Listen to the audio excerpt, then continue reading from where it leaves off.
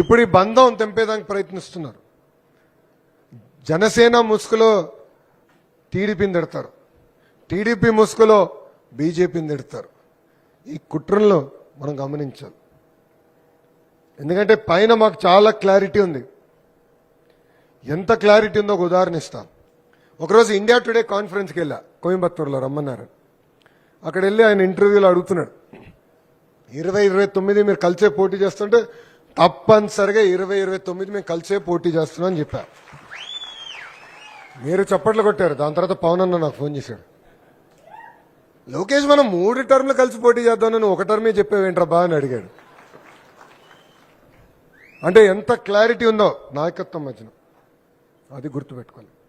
పెద్ద కుటుంబం, ఉంటాయి చిన్న చిన్న సమస్యలు, కూర్చుని మాట్లాడుకుందాం.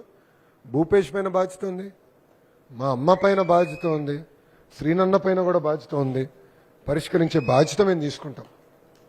అంతేగాని no misfire, no crossfire, no విడాకులు భయ్య, ప్రసక్తే లేదు. ఇది గుర్తుపెట్టుకోవాలి. వాళ్ళు ఏదంటే అది మాడతారు,